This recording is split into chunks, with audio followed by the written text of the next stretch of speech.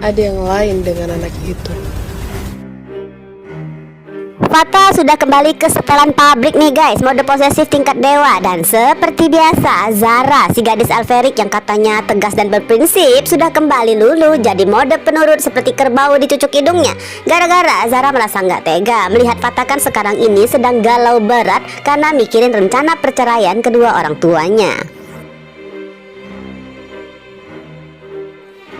Saking tahu dirinya dan selalu merasa berutang budi, Zara sekarang jadi pasrah lahir batin. Bahkan privasi HP-nya pun Zara rela dijajah oleh Akila dan Fata. Sekarang keduanya seakan resmi ya jadi satpam lapis 2 yang merasa punya hak buat merijek telepon dari Ken yang masuk ke HP-nya Zara. Mau Zara beralasan mungkin itu ada urusan kerjaan? Oh, tentu nggak bisa. Bagi dua orang yang paling baik ini, keselamatan hati Zara dari godaan Ken adalah harga mati. Pokoknya pintu buat Ken harus disiapin gembok permanen, jangan sampai tergoda deh Zara dengan pesona Ken. Tanpa babi bu, Fata langsung merampas HP Zara dan mengantonginya ke saku celananya. Alasan Fata mutlak dan gak ingin dibantah. Paginya sudah terlalu kelabu sampai hati Fata terasa lelah lahir batin. Ya bayangin aja, subuh-subuh Mama Amanda sudah setor muka ke pengadilan agama buat urus perceraiannya dengan Papa Jordan. Memang ya, cuma di dunia sinetron kita yang tercinta ini guys, kantor pemerintah punya dedikasi tinggi sampai udah buka sebelum ayam berkokok. Pasangan manis Harry dan Akila yang sejak pagi buta sudah bertandang ke ruko untuk mengantarkan makanan bagi Tuan Putih Zara akhirnya pamit undur diri menuju sekolah. Seperti biasa ya guys, Harry si cowok paling bijak dan tenang memacu motornya dengan kecepatan yang sangat rendah. Alasannya klasik, keselamatan gadis tercintanya adalah prioritas utama. Padahal Akila yang aslinya punya jiwa badas sangat menyukai adrenalin saat mengebut, persis ketika ia dibonceng Raisa saat mengejar motor blade tempo hari. Namun kali ini Akila hanya bisa mengelus dada dan menerima nasib memiliki tunangan yang super kalem dalam berkendara. Kemudian motor Fata yang membonceng Zara lewat nih di samping mereka, menyapanya dengan ramah. Bagi Akila, senyuman keduanya seakan sedang meledek saat melesat mendahului mereka. Gak berselang lama, giliran motornya Mohan yang ngebonceng Raisa lewat. Mereka pun menyapa sebentar sebelum juga akhirnya melaju pesat meninggalkan pasangan tersebut. Akila pun akhirnya sempat membujuk Eri nih untuk sedikit mempercepat laju motor mereka agar bisa menyusul yang lain. Namun dengan nada lembut dan tenang, Harry tetap bertahan pada prinsipnya.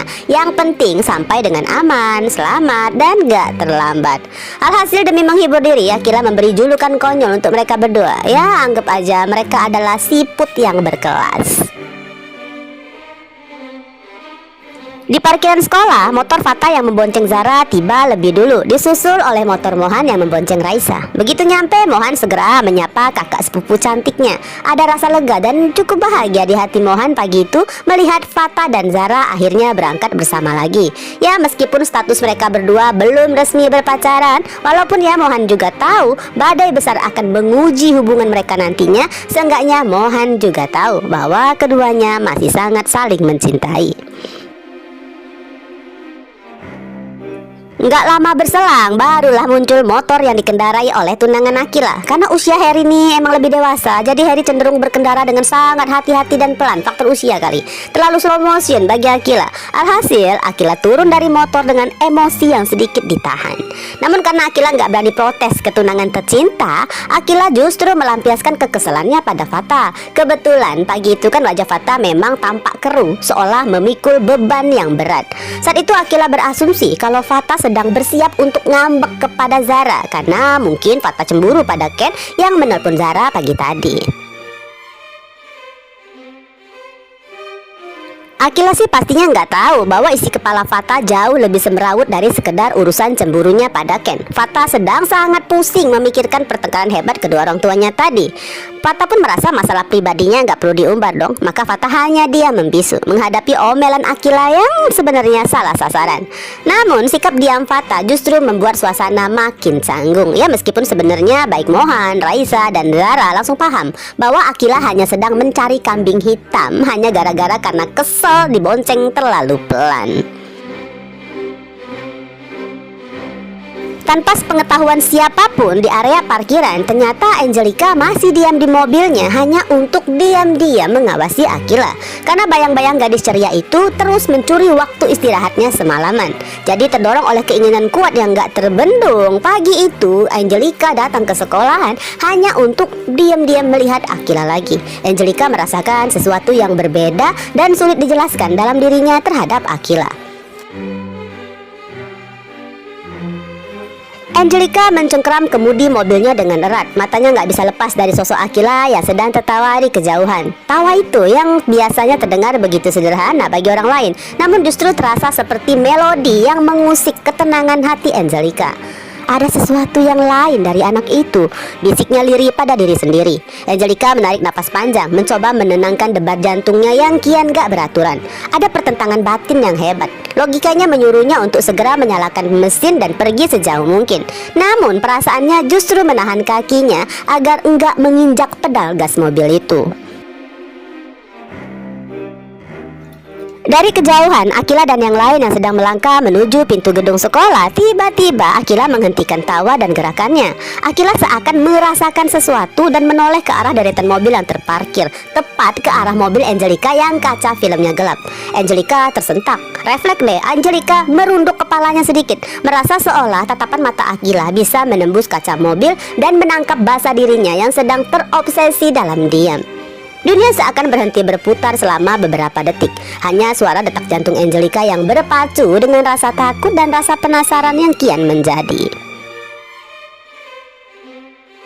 Biarkan perasaan mengganggu struktur kesalahan fatal. Beralih ke kediaman Alferic. Pagi itu Valerian menerima laporan bahwa Matthew telah menolak menerima pembayaran penalti sebesar 10 miliar rupiah atas penghentian kerja sepihak dari Catalina Terias sebagai model brand ambassador produk berlian dari perusahaan Alferic. Di momen ini kesediaan Albert agak membingungkan pada siapa tepatnya, karena dengan sigapnya Albert meyakinkan bahwa ia akan mengaku nggak tahu apapun soal ini di hadapan Dominic nanti. Hal ini mengingatkan kita pada kejadian sebelumnya ya, saat Albert dengan mudah membantu Blade merahasiakan kecurigaan Blade dari Dominic. Sepertinya Albert bisa setia kepada siapapun di rumah itu guys. Atau lebih tepatnya, Albert siap menyimpan rahasia siapapun selama Dominic nggak memerintahkannya secara khusus untuk mengawasi hal tersebut. Gak lama Matthew yang telah dipanggil melangkah masuk ke ruangan kerja sang mama dengan kepala menunduk. Matthew sepenuhnya sadar akan konsekuensi yang menanti di hadapannya. Karena saat itu Valerian berdiri dengan kemarahan yang tertahan. Sebuah tekanan atmosfer yang jauh lebih mengerikan daripada sekedar bentakan. Apalagi saat dengan naifnya Matthew malah siap menyerahkan dana dari tabungan pribadinya untuk mengganti kerugian 10 miliar tersebut. Namun Matthew pun segera menyadari bahwa bagi keluarga Casarius, uang sebesar itu tak lebih dari recehan yang gak berarti.